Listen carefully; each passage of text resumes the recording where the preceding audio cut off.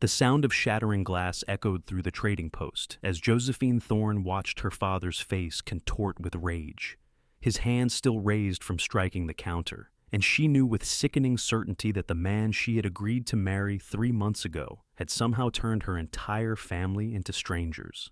It was September of 1876 in Verde, Nevada, a dusty railroad town nestled in the Sierra Nevada foothills, where the Truckee River carved its way through sage-covered hills. Josephine had lived here her entire 22 years, working alongside her father Edmund and her 2 brothers in the family's general store that supplied miners, ranchers, and railroad workers with everything from lamp oil to canned peaches.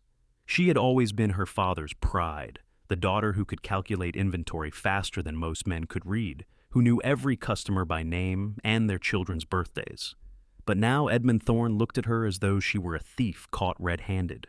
"I will not hear another word of your complaints," her father said, his voice cold in a way that made her chest tighten. "Marcus has told us everything about your scheming, about how you have been trying to turn us against him so you can break the engagement and run off with that drifter you have been seeing." "What drifter?" Josephine's voice cracked. "Father, I have not been seeing anyone. I have been here every day, working in the store, preparing for the wedding. Marcus is lying to you." Her older brother Thomas stepped forward, his arms crossed over his broad chest.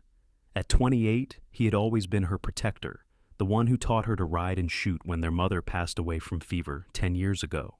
Now his brown eyes held nothing but disappointment. "We have given you everything, Josie. We took you into our confidence about the business, treated you like an equal when most women are kept home with the washing. And this is how you repay us? By trying to steal from the till to fund some romantic escape?" The accusation hit her like a physical blow. "I have never stolen a single cent. How can you believe these things?" Her younger brother, 19-year-old Samuel, would not even meet her eyes. He stood by the window, his shoulders tense, his jaw working as though he wanted to speak, but could not find the words.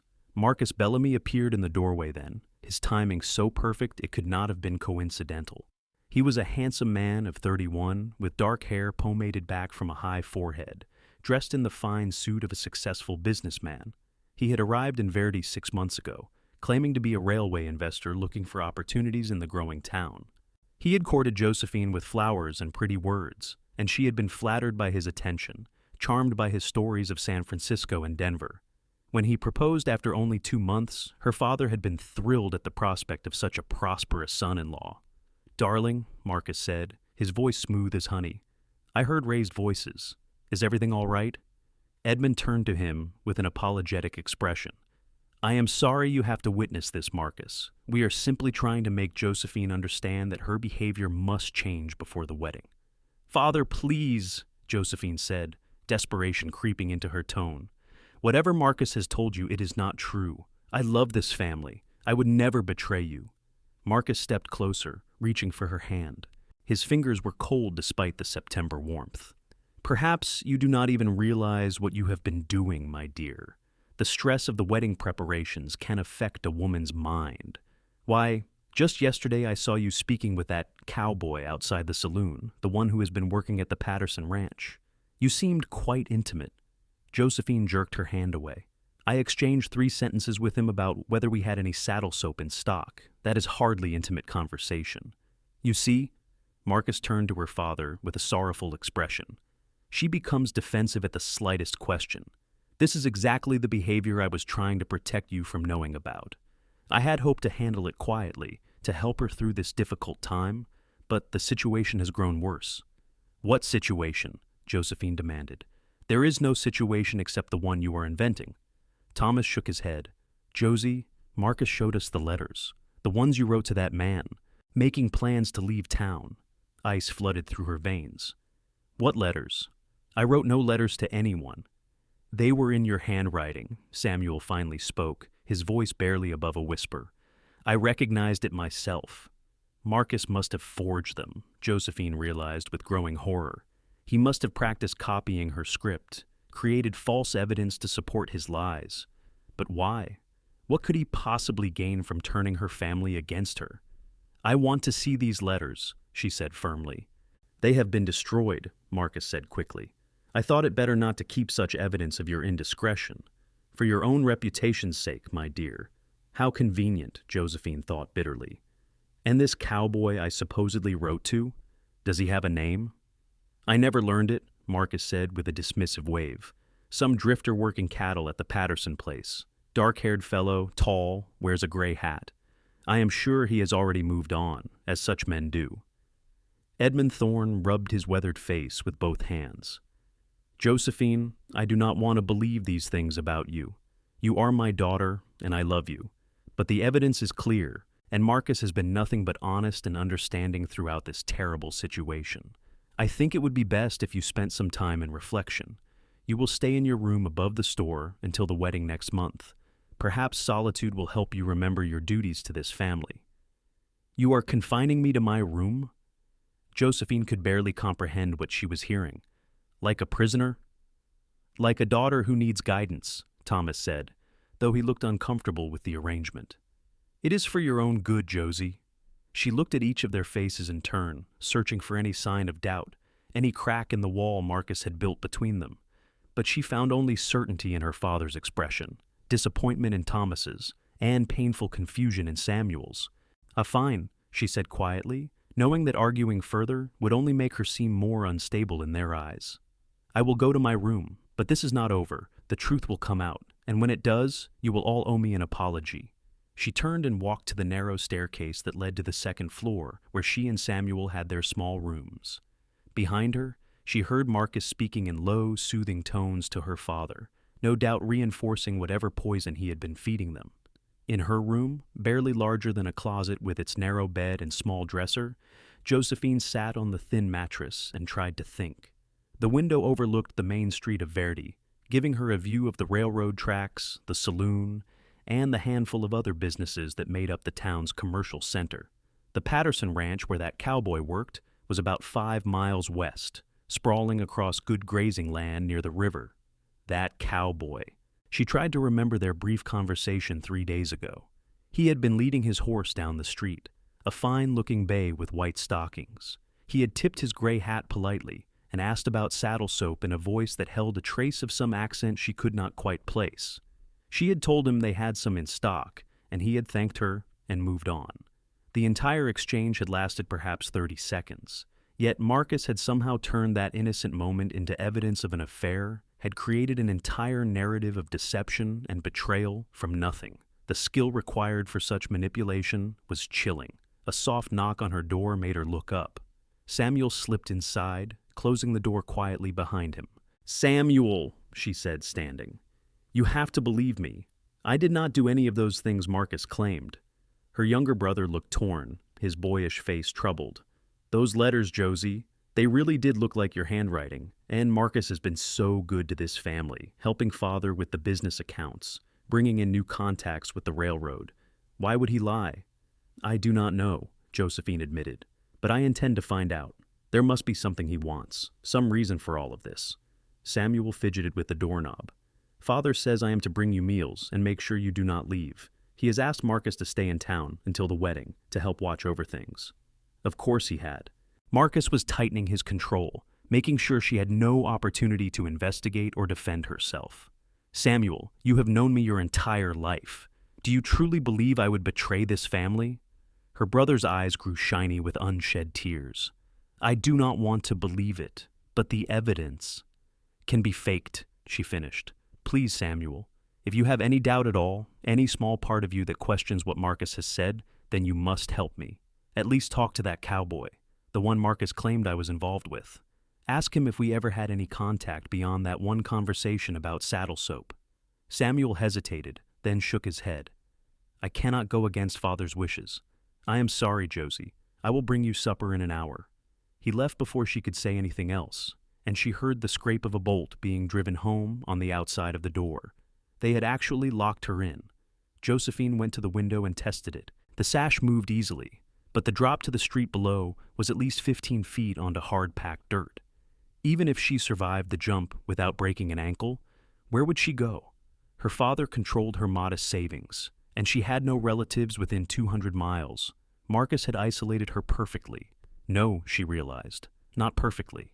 He had made one mistake. He had named a specific person in his lies. this cowboy at the Patterson Ranch. If she could somehow get him to confirm that they had never been involved, it would at least create doubt in her family's minds. And doubt might be enough to make them look more carefully at Marcus's other claims. She spent the afternoon planning. Samuel brought her a plate of stew and bread at supper time, along with a cup of weak coffee. He would not meet her eyes as he set the tray on her small table. "Is Marcus still downstairs?" she asked. "He left about an hour ago," Samuel said. "Said he had business in Reno and would be back tomorrow afternoon." Josephine felt a flutter of hope. If Marcus was gone, that gave her a window of opportunity. "Samuel, I need you to do something for me, not as my brother, but as someone who cares about the truth. Please, just go to the Patterson Ranch and ask that cowboy whether he and I ever had any relationship beyond a simple question about merchandise. That is all I am asking. If he confirms Marcus's story, then I will accept my confinement and marry Marcus without another word of protest." Samuel wavered. She could see the conflict in his face, the part of him that wanted to believe her warring with his loyalty to their father and the evidence Marcus had manufactured. "Please," she whispered, "for Mother's memory, she would want you to seek the truth." That hit home. Samuel's throat worked as he swallowed hard. "If I do this, and if this cowboy confirms what Marcus said, you will stop fighting? I give you my word." He nodded slowly. "All right, I will ride out to Patterson's place tonight after Father is asleep. But Josie, if you are lying to me—" "I am not," she said firmly. "Thank you, Samuel. You are doing the right thing." After he left, Josephine ate her meal mechanically, her mind racing. She had to trust that the cowboy would tell the truth, that he would confirm their interaction had been completely innocent. But would that be enough? Marcus was clever. He would find a way to explain away the contradiction, to cast doubt on the cowboy's testimony. She needed more than just the cowboy's word. She needed to understand Marcus's true motives, to find evidence of whatever scheme he was running. And to do that, she would need to be free. The night deepened, and Verdi grew quiet except for the occasional burst of piano music and laughter from the saloon. Josephine waited until she heard her father's heavy tread on the stairs, heard him enter his room at the far end of the hall. She waited another hour until the building settled into stillness. Then she went to work on the window. The frame was old, the wood soft from years of weather. Using the handle of her hairbrush, she carefully pried at the screen until it came loose. The window itself opened smoothly, and she leaned out to assess her options. A wooden support post ran down the side of the building, about 3 feet from her window, part of the covered walkway that fronted most of the businesses on Main Street. If she could reach it, she might be able to shimmy down without breaking her neck. Josephine changed into her riding clothes, the split skirt and sturdy blouse she wore when she occasionally rode out to make deliveries to more distant customers. She tied her dark blonde hair back with a ribbon and pulled on her boots. Then she wrote a quick note and left it on her bed. "Gone to find the truth. I will return when I have proof of Marcus's lies." The jump to the post required her to lean out precariously far, her fingers straining to reach the weathered wood. For one terrifying moment, she hung suspended, her feet on the window ledge and her hands barely gripping the post. Then she committed, swinging her body weight across the gap and wrapping her arms and legs around the post like a child on a tree. The descent was harder than she had anticipated. Splinters dug into her palms, and her arms burned with the effort of controlling her slide. But she made it to the ground without raising an alarm, landing in a crouch in the deep shadows beside the building. The stables were at the far end of town, a good 5-minute walk. Josephine kept to the shadows, avoiding the pools of light cast by the saloon windows and the few oil lamps still burning in occupied buildings. A dog barked as she passed, but she whispered soothingly, and it quieted. The stable was dark and smelled of hay and horse. Josephine found her mare, Clementine, in the third stall. The horse nickered softly in recognition as Josephine saddled her as quietly as possible. "Sorry, girl," she whispered as she worked. "I know it is late, but we have important business." She was leading Clementine toward the stable door when a voice from the darkness nearly stopped her heart. "Figured you might try something like this." Josephine spun to find Thomas stepping out from one of the empty stalls, his arms crossed and his expression unreadable in the dimness. "Thomas, please," she began, but he held up a hand. "Sam told me what he was planning to do, riding out to talk to that cowboy. Made me think about some things." He moved closer, and in the faint starlight filtering through the stable doors, she could see trouble in his eyes. Marcus's story is convenient, is it not? Everything lined up so perfectly to make you look guilty, but nothing we could actually verify because he destroyed the evidence, or the people involved are unnamed drifters. Hope flared in Josephine's chest. You believe me? I am not sure what I believe, Thomas admitted. But I remember when Mother was sick, how you sat with her every night for 3 months, reading to her, caring for her, when the rest of us could barely stand to watch her fade. That is not the behavior of someone who would betray her family for a stranger. He paused, then added quietly, and I saw Marcus going through the account books last week when he thought no one was watching. He was writing things down, copying figures. When I asked him about it, he said Father had requested a review of our inventory costs, but I never heard Father mention any such thing. What do you think he was doing? I do not know, but I intend to find out. Thomas moved to the next stall and began saddling his own horse, a big roan gelding. Where are you headed? The Patterson Ranch, to talk to that cowboy before Samuel gets there. I want to hear his account directly, without giving him any context that might influence his answers. Then I am coming with you. If Marcus has allies in this, I would rather you not face them alone. They rode out of Verde together, following the wagon road west toward the Patterson spread. The September night was cool, scented with sage and pine from the mountains rising to the south. A waning moon gave enough light to navigate by, and Clementine knew the road well enough that Josephine could give her head. Tell me honestly, Thomas said as they rode, this cowboy Marcus mentioned. Do you know anything about him at all? Only what I saw in that brief conversation, Josephine said. He seemed polite, well-spoken. There was something about the way he carried himself that suggested he was not just any ranch hand, though I cannot explain why I had that impression. Dark-haired, tall, gray hat, Thomas mused. That matches the description of the new foreman Patterson hired about a month ago. Man named Owen something. Owen Erickson, I think. Patterson was bragging about him at the freight office, said he was the best horseman he had seen in 20 years. Owen Erickson. Josephine turned the name over in her mind, trying to remember if the cowboy had introduced himself during their brief exchange. She did not think he had. The Patterson ranch house came into view after about 45 minutes of riding, a sprawling structure of timber and stone with several outbuildings and corrals. Lamplight showed in one window of the main house, but the bunkhouse beyond was dark. Should we wake Patterson? Josephine asked. Let us try the bunkhouse first, Thomas suggested. No need to rouse the whole ranch if we can avoid it. They dismounted and tied their horses to the corral fence. The bunkhouse was a long, low building that likely housed 8 or 10 men. Thomas knocked firmly on the door, and after a moment they heard movement inside. The door opened to reveal a young man with tousled red hair, blinking sleep from his eyes. What is it? He asked, then recognized Thomas. Mr. Thorne, is something wrong? Sorry to wake you, Billy, Thomas said. We need to speak with Owen Erickson. Is he here? Billy glanced back into the dark interior of the bunkhouse. Owen? Yeah, he is in the back bunk. Hey, Owen, someone here to see you. There was a pause, then more movement. A tall figure emerged from the shadows, and as he stepped into the doorway where the moonlight could reach him, Josephine recognized the cowboy from town. He had pulled on trousers and a shirt, but had not bothered with boots or his hat. His dark hair was mussed from sleep, and his eyes were alert despite the late hour. Can I help you folks? He asked, his voice carrying that same slight accent she had noticed before. Looking at him more closely now, she thought perhaps it was Eastern, educated but with rough edges worn in by time in the territories. Mr. Erickson, Josephine said, stepping forward. I am Josephine Thorne. We met briefly in town a few days ago when you asked about saddle soap. Recognition flickered across his face. Of course, the young lady from the general store. Is something wrong? Do you need help?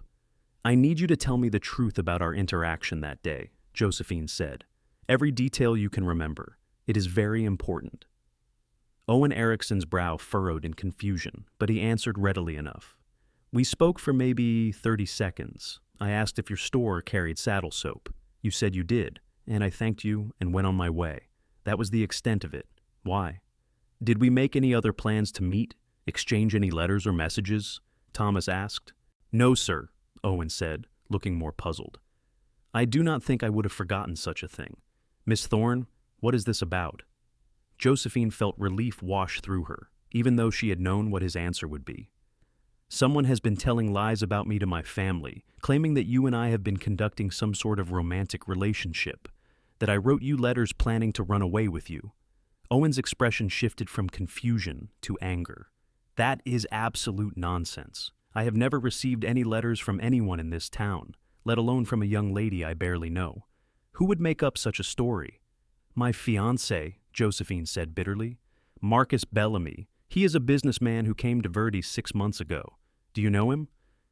I have seen him around town once or twice, I think. Dark-haired fellow. Dresses like he has money? Owen's eyes narrowed.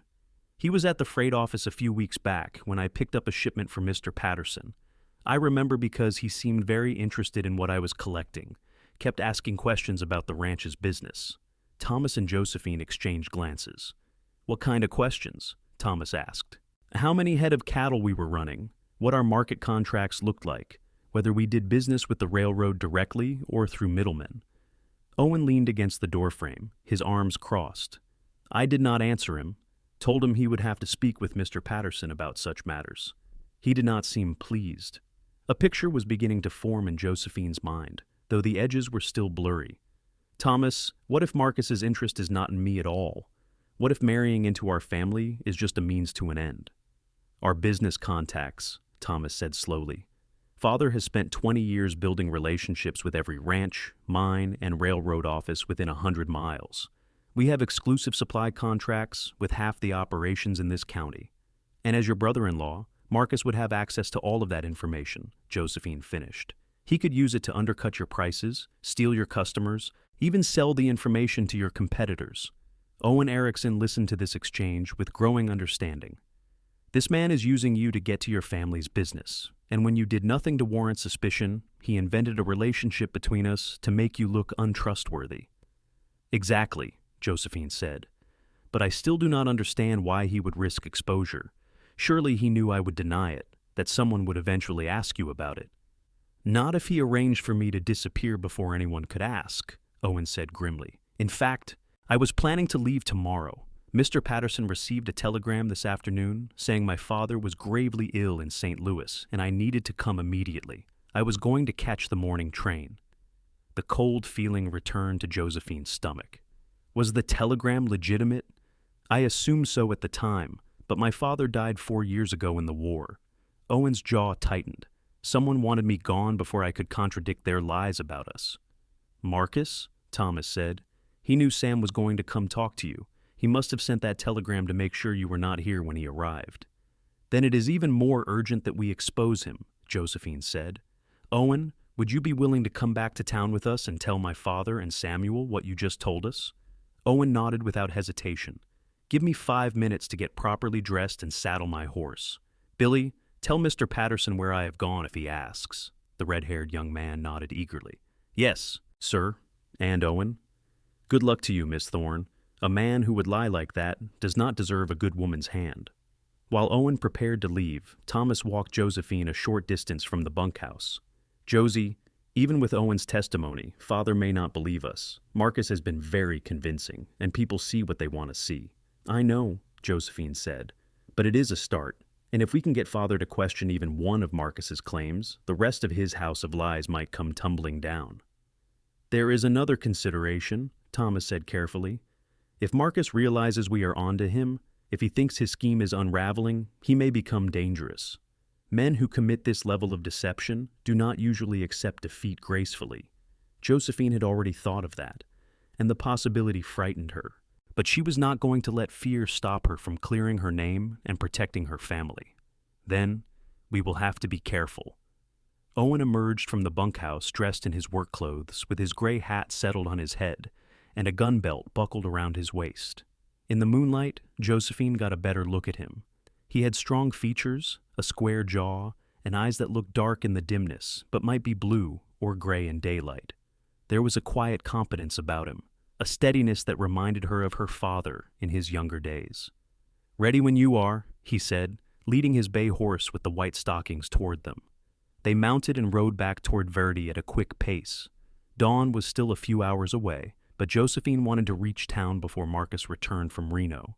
If they were lucky, Samuel would still be on his way to the Patterson Ranch, and they could intercept him before he made the full journey.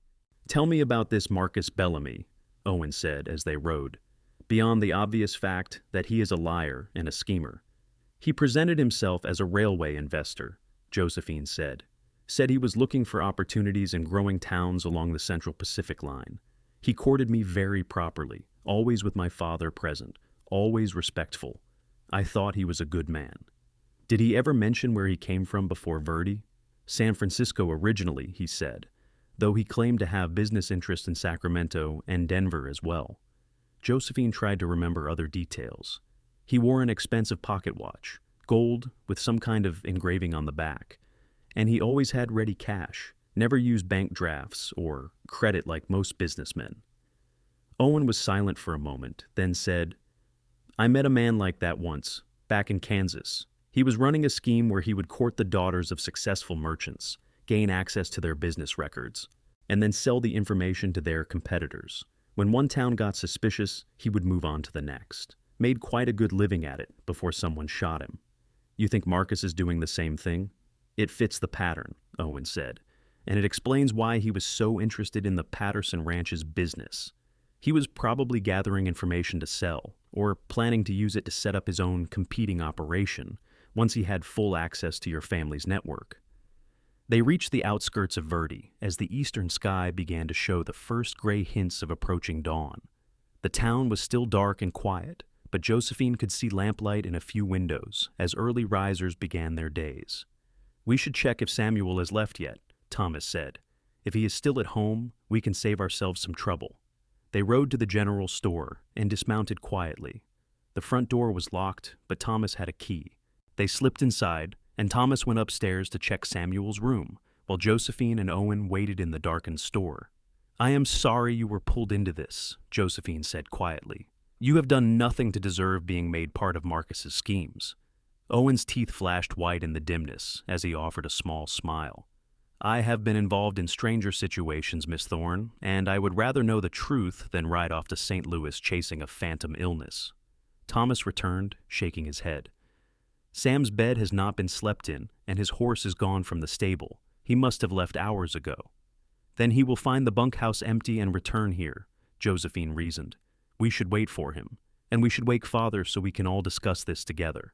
"He is not going to be happy about being roused at this hour," Thomas warned. "He is going to be even less happy when he learns the truth about Marcus," Josephine countered. Thomas could not argue with that.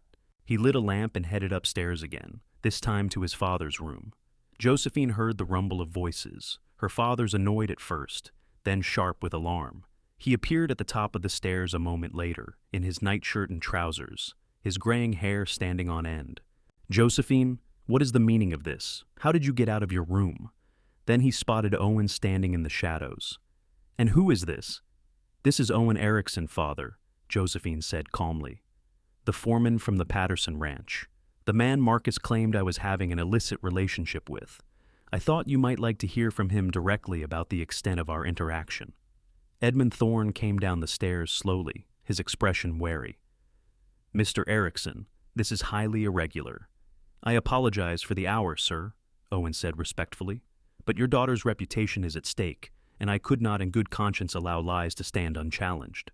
He proceeded to give a clear, concise account of his single brief conversation with Josephine, the telegram about his supposedly ill father, and Marcus's suspicious questions about ranch business. Edmund listened in silence, his weathered face impassive. When Owen finished, he turned to Thomas. "And you believe this man?" "I do, father," Thomas said firmly. "I also believe Marcus has been manipulating us from the start. I saw him going through our account books without permission, remember? At the time I dismissed it, but now it seems like part of a larger pattern."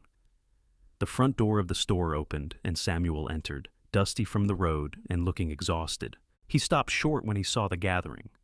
"Josie, how did you—" "I went to Patterson's ranch. Billy at the bunkhouse said you had already been there with Thomas." He looked at Owen. "You must be Erickson." "I am," Owen confirmed, "and I am guessing you were coming to ask me about my relationship with your sister." "There is no relationship," Samuel said, looking at Josephine with dawning realization. "You were telling the truth all along, and Marcus—" Has been lying to us, Josephine finished. About everything, I suspect.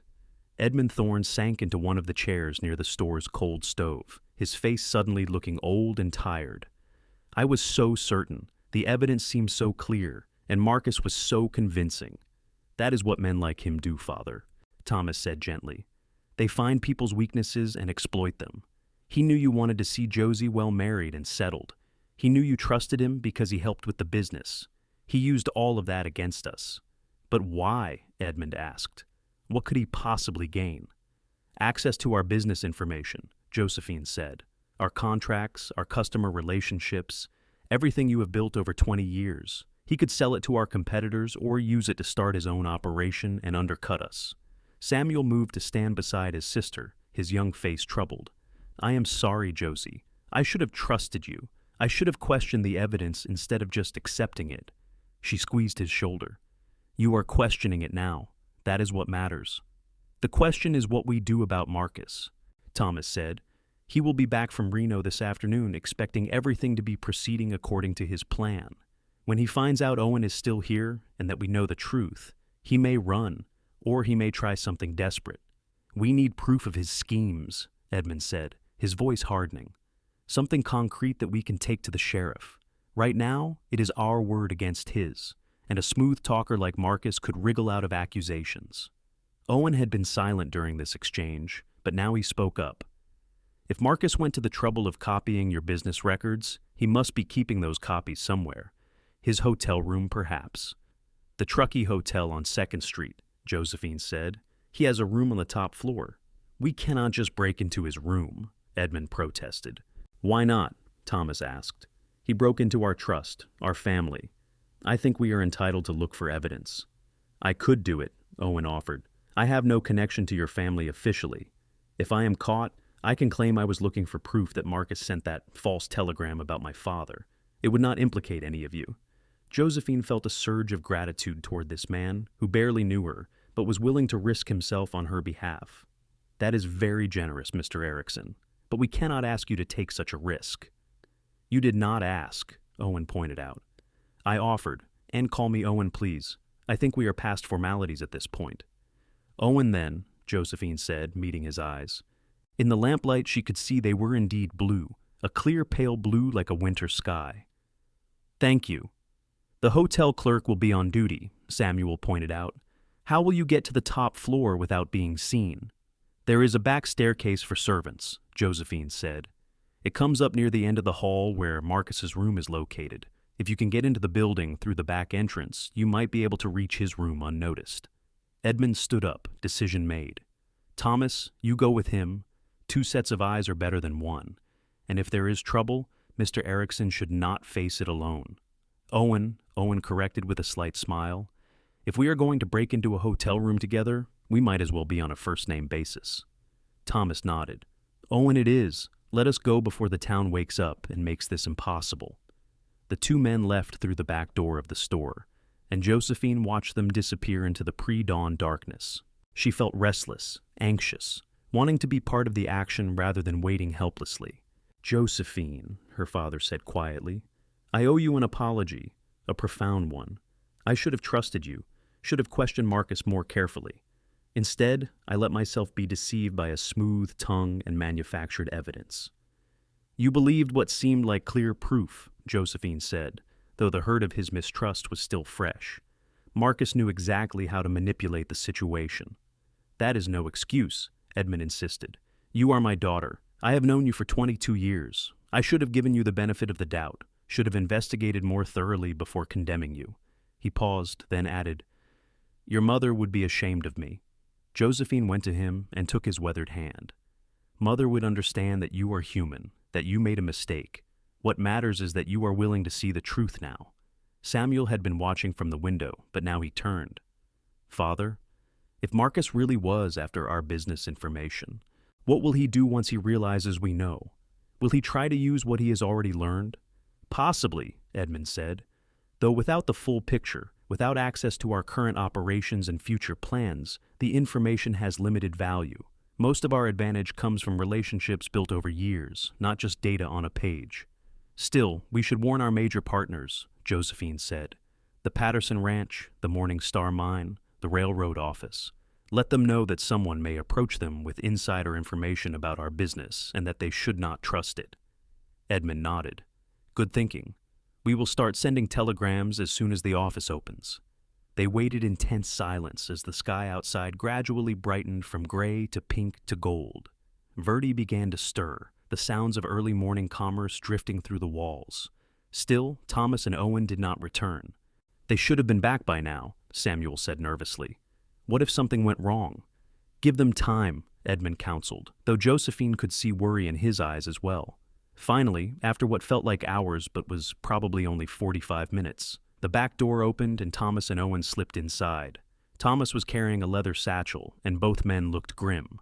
We found it, Thomas said, setting the satchel on the counter, and it is worse than we thought. He opened the bag and began pulling out papers.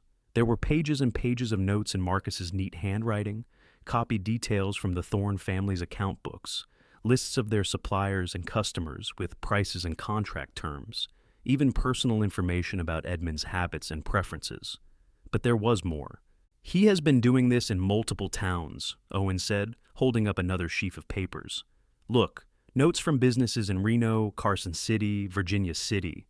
Always the same pattern. Court a daughter or sister of a successful merchant, gain access to their records, copy everything, and then either sell the information or use it to establish a competing business.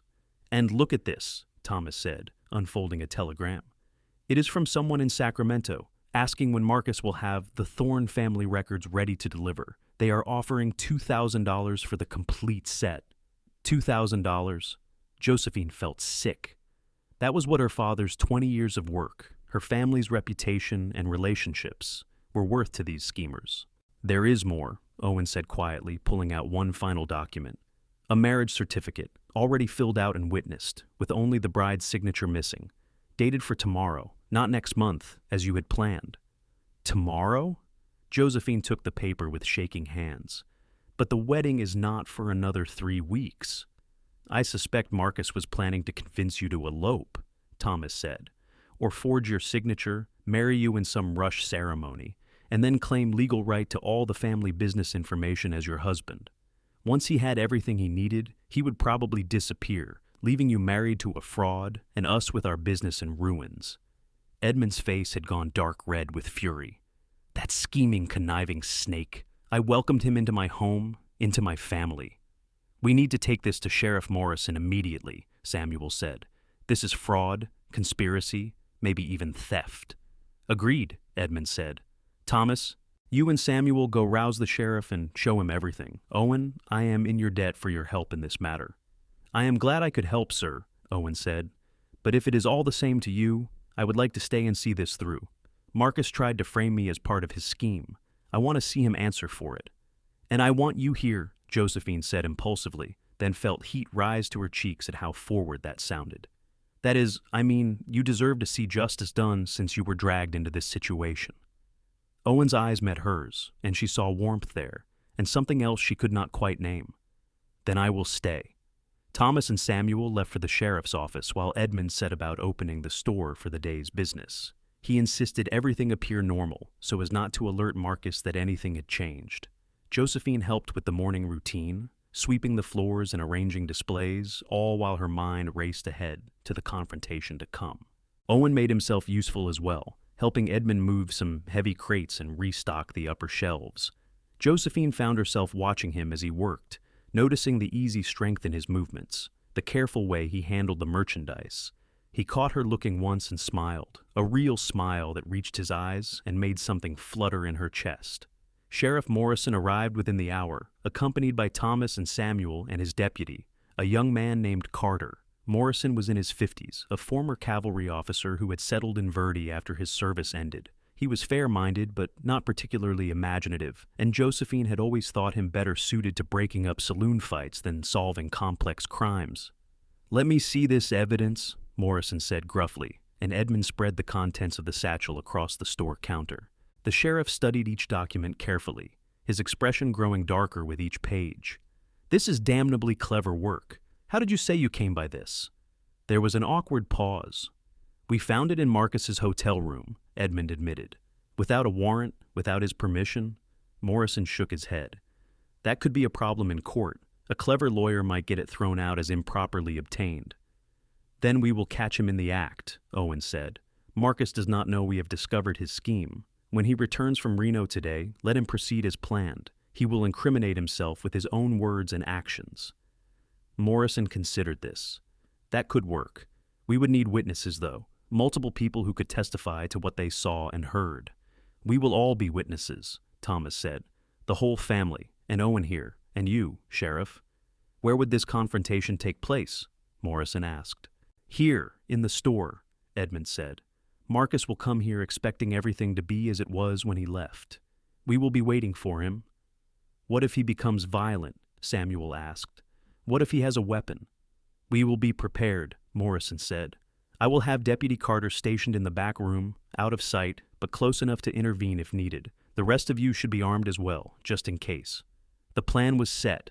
They spent the rest of the morning preparing, Edmund and his sons checking their weapons, Morrison positioning his deputy, and Josephine trying to calm her nerves. Owen stayed close to her, his presence somehow reassuring. Are you all right?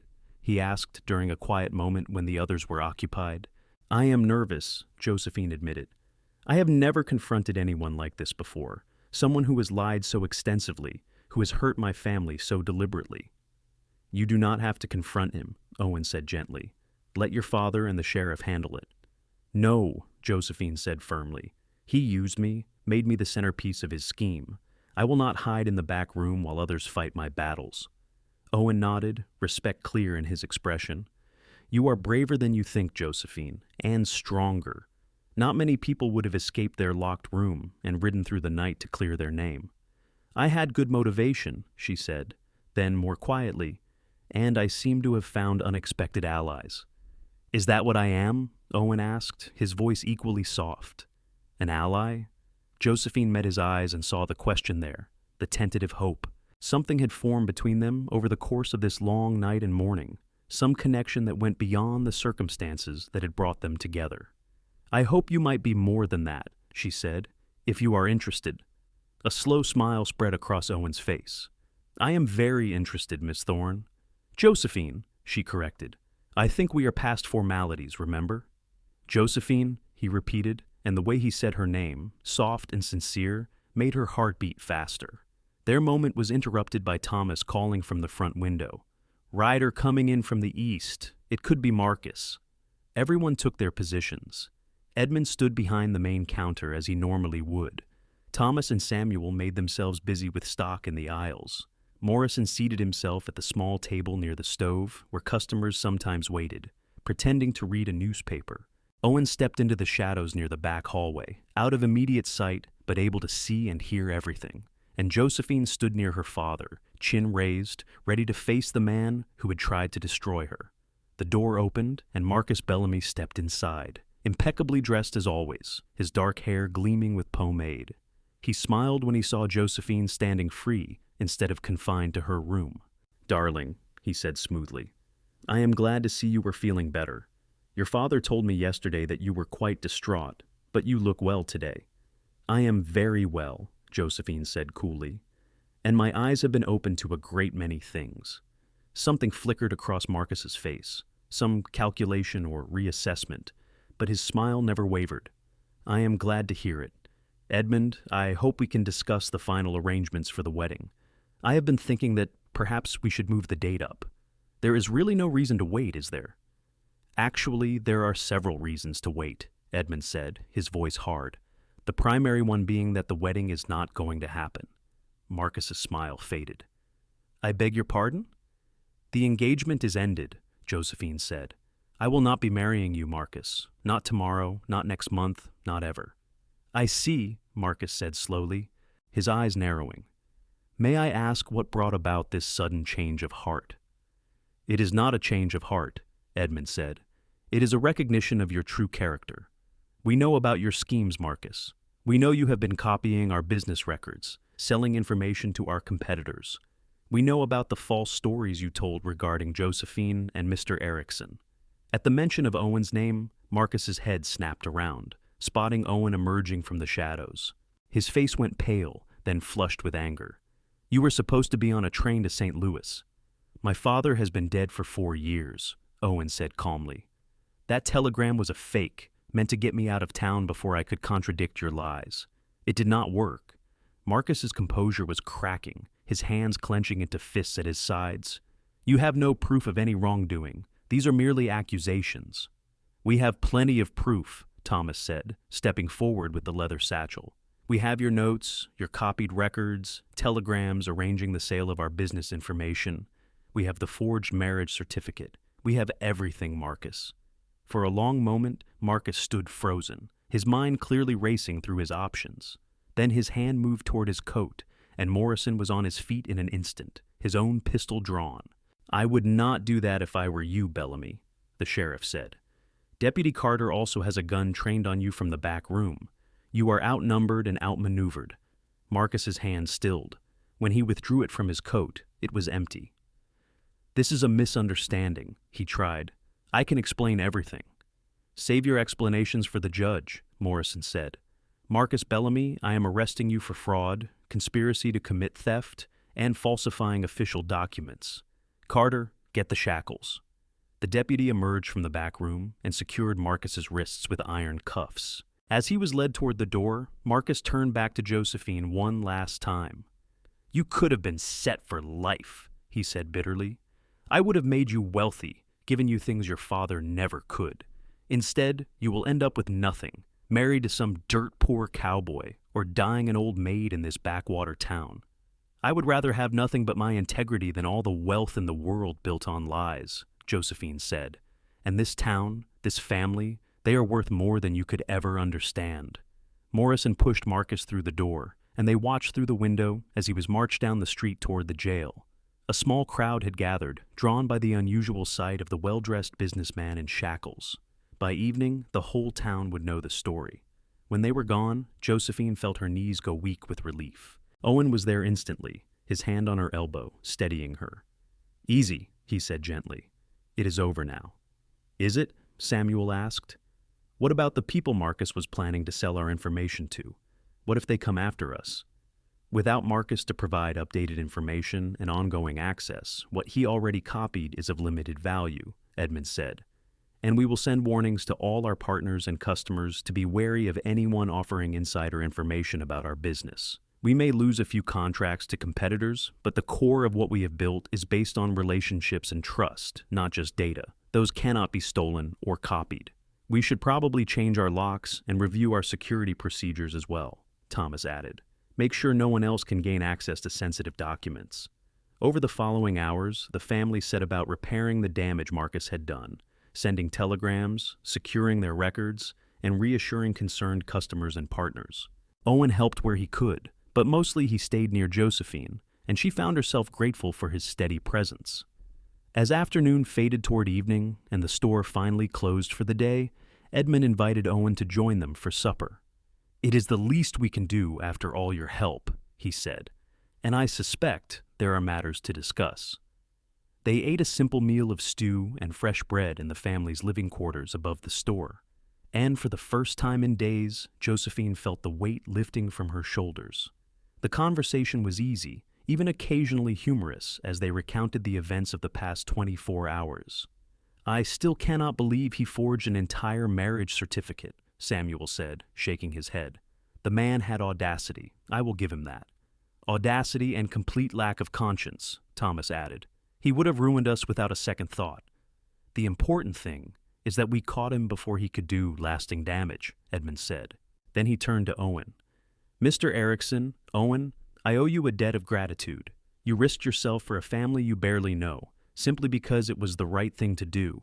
That speaks well of your character. Owen looked slightly uncomfortable with the praise. Any decent man would have done the same, sir. No, Edmund said firmly. Many men would have chosen to avoid involvement, to protect themselves rather than stand up for the truth. You did not. That makes you someone I would be proud to call a friend. Thank you, sir, Owen said sincerely. That means a great deal to me. Edmund glanced between Owen and Josephine, noting how they kept finding reasons to look at each other, how they had gravitated to seats side by side at the table. I am also not blind, he said with a slight smile. I can see that something has developed between you and my daughter. Am I correct in that observation?" Josephine felt her cheeks heat, but Owen answered without hesitation. "You are correct. Sir, I have developed feelings for Josephine over the course of this ordeal, strong feelings. I know we have only just met, and I have no right to ask for your permission to court her when I am just a ranch foreman with little to my name, but I would like to, if you and she are willing." Edmund studied Owen for a long moment, then looked at his daughter. "Josephine, what are your feelings on this matter?" "I would like to know Owen better," Josephine said, meeting her father's eyes steadily. "I would like him to court me if he is sincere in his interest." "I am absolutely sincere," Owen said, turning to her, "more sincere than I have been about anything in a long time." "Then you have my permission," Edmund said, "with the caveat that after the disaster with Marcus, I will be watching very carefully to ensure your intentions are honorable." "I would expect nothing less, sir," Owen said, "and I promise you my intentions are entirely honorable." Over the following weeks, Owen became a regular presence in Verde and in the Thorne family's life. He continued his work at the Patterson Ranch, but he spent his evenings and days off at the general store, helping with heavy lifting, making deliveries, and, most importantly, courting Josephine properly. He brought her wildflowers from the hills, taught her to identify different bird calls, and took her riding along the Truckee River on Sunday afternoons when the store was closed. They talked for hours about everything and nothing, discovering shared interests and complementary differences. Josephine learned that Owen had been born in Boston, son of a banker who had died at Cold Harbor. After the war, with no family left and no interest in business, Owen had drifted west, working ranches and learning the cowboy trade. He was 26 years old, well-read despite his rough occupation, and possessed of a dry wit that made her laugh. For his part, Owen seemed fascinated by Josephine's quick mind and her knowledge of business. She could calculate profit margins in her head faster than most people could write them down, and she had an intuitive understanding of people that made her excellent at customer relations. She was also, he told her, the bravest person he had ever met. "You climbed out a second-story window, rode through the night, and faced down a man who had poisoned your family against you," he said one evening as they sat on the bench outside the store, watching the sun set behind the mountains. "That takes courage most people do not possess." "I was terrified the entire time," Josephine admitted. "Courage is not the absence of fear," Owen said. "It is acting despite the fear. You did that, and you saved your family in the process." Marcus Bellamy was tried and convicted of fraud and conspiracy. He was sentenced to 5 years in the territorial prison in Carson City. His contacts in Sacramento and elsewhere apparently decided to cut their losses and pursue other opportunities. The Thorne family's business continued to thrive, bolstered by the loyalty of customers who admired how they had handled the situation. As autumn turned to winter and winter to spring, Owen's courtship of Josephine deepened into something neither of them could deny. They were in love, thoroughly and completely, in a way that made the disaster with Marcus seem like a necessary evil that had brought them together. In March of 1877, 6 months after the night they had first truly met, Owen asked Edmund Thorne for his daughter's hand in marriage. This time, Edmund knew the measure of the man making the request. "You are not wealthy," Edmund said. "You do not have business connections or social standing. What do you have to offer my daughter?" "Honesty," Owen said without hesitation. "Loyalty, respect, and love. I will work hard to provide for her, to build a life we can both be proud of. I will honor her intelligence and strength rather than trying to diminish them, and I will spend every day grateful that she chose me." Edmund smiled. "That is the right answer. You have my blessing." Owen proposed to Josephine that evening, offering her a simple silver ring he had saved 3 months' wages to buy. "It is not much," he said as he knelt before her in the family's parlor, "but it is honest, like everything else I have given you. Josephine Thorne, will you marry me?" "Yes," Josephine said, tears streaming down her face. "Yes, absolutely yes." They were married in June in a small ceremony at the Verde Community Church, with Josephine's family in attendance and half the town crowding the pews to witness. Mr. Patterson gave Owen a parcel of land on the edge of his ranch as a wedding gift, saying Owen had earned it with his hard work and integrity. Edmund contributed lumber and supplies to build a house, and Thomas and Samuel helped with the construction. By autumn, Owen and Josephine Erickson were settled in their new home, a small but sturdy house with a view of the river and the mountains beyond. Owen continued to work at the Patterson Ranch, but he also began building his own herd of cattle on their land. Josephine helped with the ranch accounts and continued to assist her father at the store several days a week. Their first child, a son they named Edmund Thomas Erickson, was born in April of 1878. He had his mother's quick smile and his father's steady gaze. 2 years later, a daughter named Clara arrived, fierce and independent from her first breath. Life was not always easy. Ranch work was hard and sometimes dangerous. Money was often tight, especially in the early years, as they built their herd and improved their land. There were droughts and hard winters, sick cattle and broken fences, all the challenges that came with making a life in the Nevada Territory. But through it all, Owen and Josephine faced every difficulty together, their love growing stronger rather than weaker under pressure.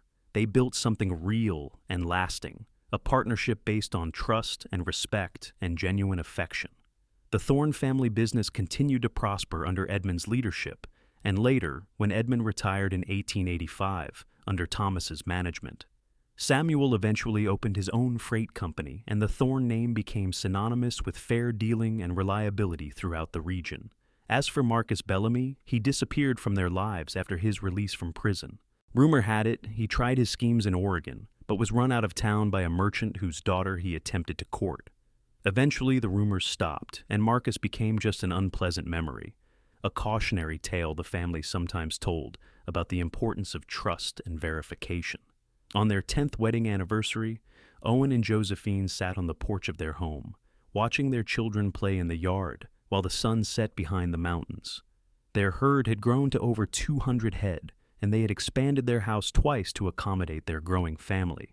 Edmund Thomas was 8 now, tall and serious like his namesakes. Clara was 6, already showing signs of her mother's sharp business mind. And sleeping in Josephine's arms was their newest addition, a daughter named Rose who was just 3 months old. "Do you ever think about how we met?" Owen asked, his arm around Josephine's shoulders. "About the strange circumstances that brought us together?" "I think about it often," Josephine said. "How something so terrible led to something so wonderful. If Marcus had not tried to destroy me, I might never have had reason to seek you out that night." "I am grateful for how it turned out," Owen said, "though I could have done without the part where someone forged a telegram about my dead father."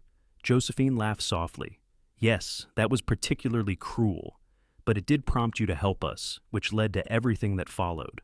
"Everything that followed," Owen repeated thoughtfully. "A decade of marriage, 3 children, a home and a ranch, and a life I never imagined I could have. Not bad for a drifter who was just passing through." "You were never just a drifter," Josephine said, leaning into his embrace. "You were a good man waiting for the right place to put down roots. I am glad you found it here, with me." "With you," Owen agreed, pressing a kiss to her temple. "Always with you." As darkness fell over their land, they remained on the porch, content in each other's company and in the life they had built together. The betrayal that had brought them together was long past. Its sting faded to nothing in the face of all the good that had come after.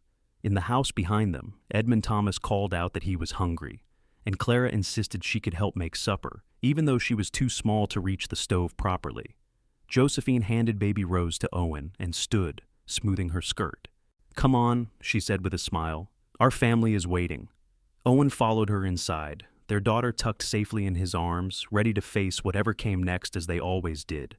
Together, with love and trust and the unshakable certainty that they had found in each other something worth more than all the stolen business secrets and forged evidence in the world. Years continued to pass in their steady rhythm. Edmund Thomas grew into a fine young man who combined his grandfather's business sense with his father's quiet integrity.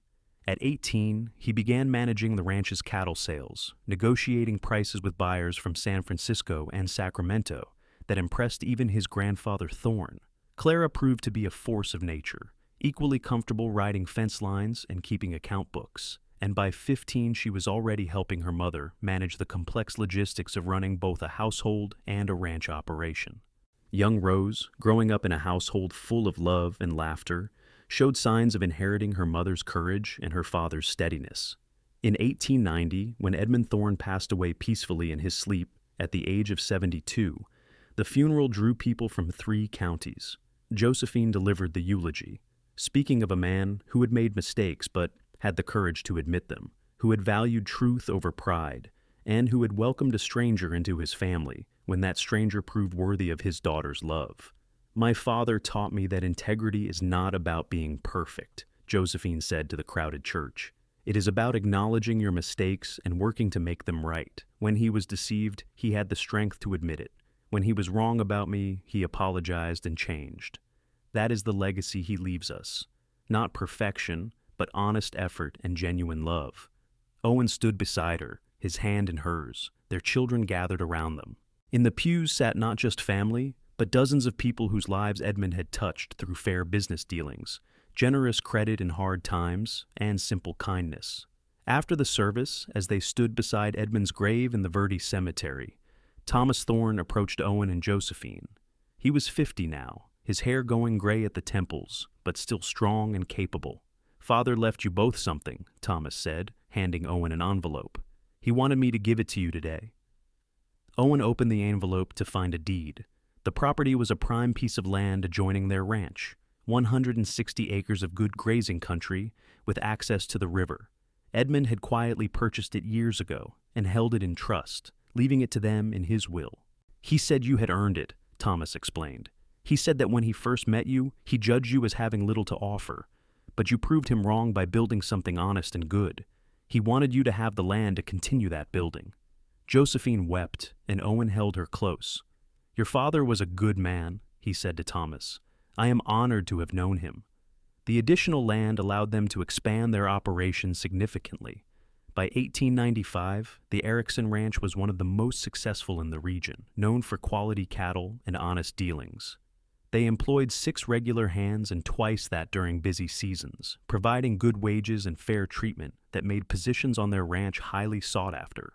But success never changed the essential nature of Owen and Josephine's relationship. They remained partners in every sense, making major decisions together, supporting each other through difficulties, and finding joy in both the big moments and the small, everyday ones. Edmund Thomas married in 1896, bringing home a spirited young teacher named Margaret, who fit into the family as though she had always been there. Their first child, a son they named Owen Edmund, was born the following year, making Owen and Josephine grandparents for the first time. "It is strange," Josephine said, holding her tiny grandson in her arms, while Owen looked on with pride. 20 years ago, I was locked in my room, accused of betrayal, thinking my life was over. Now look at us. Our son has a son. We have built something that will outlast us." "You built something," Owen corrected gently. "You had the courage to fight for the truth when it would have been easier to give in. Everything that came after started with that choice." "We built it," Josephine insisted. "I could not have done any of it without you." Clara, now 17 and as beautiful as her mother, was being courted by the son of a neighboring rancher. Owen was predictably cautious about the young man's intentions, but Josephine reminded him that he had once been a cowboy courting a merchant's daughter, and that had worked out rather well. Rose, at 13, was already talking about attending the new state university when she was old enough. Nevada had achieved statehood in 1864, but it was only in the 1890s that higher education opportunities were expanding. Owen and Josephine were determined that all their children, daughters as well as sons, would have access to education and opportunities. In 1899, Josephine and Owen celebrated their 22nd wedding anniversary. They were both 43 years old, no longer the young people who had met in the middle of a crisis, but partners who had weathered every storm together and emerged stronger for it. They took a rare trip away from the ranch, riding up into the mountains with just each other for company, following trails Owen had scouted years before. They camped beside a clear alpine lake, cooked fish over an open fire, and slept under the stars wrapped in each other's arms. "Do you have any regrets?" Josephine asked as they lay in their bedrolls, looking up at the vast sweep of the Milky Way overhead. "Not a single one," Owen said immediately. "Why? Do you?" "No," Josephine said. "I was just thinking about the different directions my life could have taken. If I had not climbed out that window that night, if I had not ridden to the Patterson Ranch, if you had already left on that false errand to St. Louis, we would have found each other somehow," Owen said with certainty. "Some things are meant to be." "You really believe that?" "I do. Not that fate controls everything, but that when two people are right for each other, when they are willing to fight for what matters, circumstances tend to align. He rolled onto his side, propping himself up on one elbow to look down at her. You fought for your family's honor that night. I helped because it was the right thing to do. But somewhere in that crisis, I started fighting for you, and you for me. That is what made the difference. Josephine reached up to touch his face, running her fingers along his jaw where gray was just beginning to show in his beard. I love you, Owen Erickson. After 22 years, I love you more than I did the day we married. And I love you, Josephine Erickson, born Thorne. You are the best thing that ever happened to me, and you always will be. They made love under the stars, taking their time, savoring each touch and kiss with the confidence of long familiarity and the passion of genuine connection. Afterward, they lay tangled together, listening to the night sounds of the mountains and feeling completely at peace. When they returned to the ranch, it was to find that Edmund Thomas and Margaret were expecting their second child, and Clara had accepted the marriage proposal from her rancher's son. The family was growing, expanding, moving into its next generation. The new century arrived with both celebration and challenges. The ranch faced a difficult winter in 1900, when early snows caught them unprepared, but they survived with losses less severe than many of their neighbors. Owen's careful management and Josephine's strategic planning had left them with reserves to weather the storm. Clara was married in the spring of 1901 in a joyous celebration that brought together friends and family from across the state. Josephine watched her fierce, independent daughter pledge her life to a good man who clearly adored her, and she felt the circle of her own life completing in a way. She had been given a second chance at love after Marcus's betrayal, and now her daughter was beginning her own journey with someone worthy. Rose did indeed attend the university, one of the first generation of women to do so in significant numbers. She studied literature and history, writing letters home full of ideas and discoveries that delighted her parents. Owen framed her first published essay, a piece about the role of women in settling the West, and hung it in their parlor with pride. By 1905, Owen and Josephine were grandparents 5 times over, with Edmund Thomas and Margaret providing 3 grandchildren, and Clara and her husband adding 2 more. The ranch house had been expanded again to accommodate family gatherings, and Sunday dinners often included 20 people or more. Thomas Thorne, now managing the family store with help from his own grown children, sometimes joined them for these gatherings. Over coffee one afternoon, he told Owen, "You know, I was skeptical of you when you first showed up that night. Just another cowboy, I thought. No prospects, nothing to offer Josie beyond a hard life. But I have never been happier to be proven wrong about someone." "I had plenty to prove," Owen acknowledged. "Not just to you and your father, but to myself. I had been drifting for years after the war, not really committing to anything or anyone. Josephine gave me a reason to stop drifting, to build something permanent. You both built it," Thomas said. "That is what makes it strong. Too many marriages are one person trying to hold everything together. With you two, it is a true partnership." That partnership was tested again in 1907 when Owen was thrown from a green horse and broke 3 ribs and his collarbone. For 6 weeks he was unable to do heavy work, and it was Josephine and Edmund Thomas who kept the ranch running. Josephine, now 51 years old, was back in the saddle daily, riding fence lines and overseeing operations, with the same competence she had once applied to the family's store. "You are enjoying this," Owen accused her one evening as she helped him with the exercises the doctor had prescribed to restore his range of motion. "I am not enjoying your injury," Josephine said firmly, "but I will admit it is satisfying to prove I can still do the work. I spent too many years behind a counter. I had forgotten how much I enjoy being out on the land. Maybe we should hire another hand or two, let you take on more of the outdoor work if that is what you want," Owen suggested. "Maybe we should," Josephine agreed.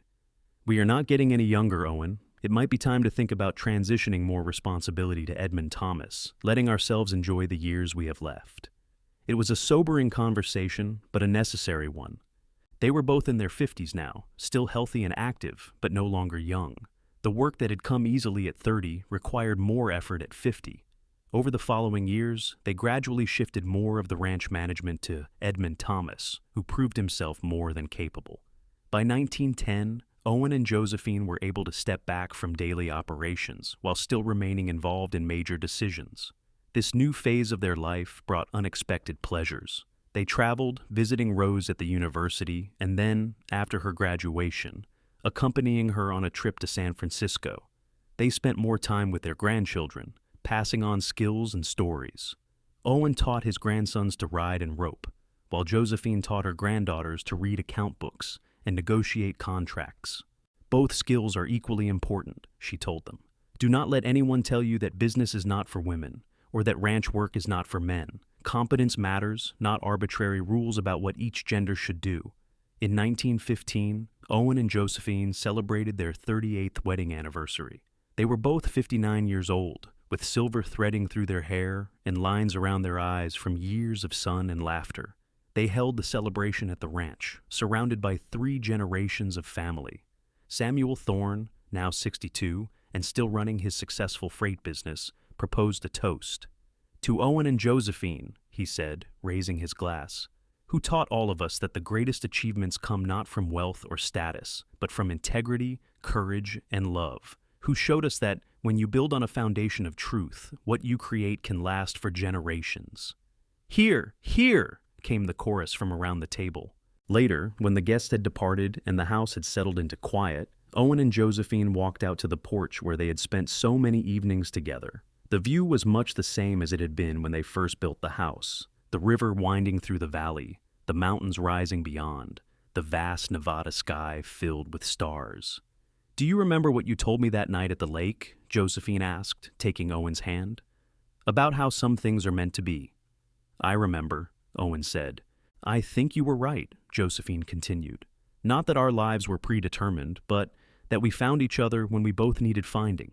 You needed a place to belong, and I needed someone who would see me as a partner, not a possession. We gave each other exactly what we needed.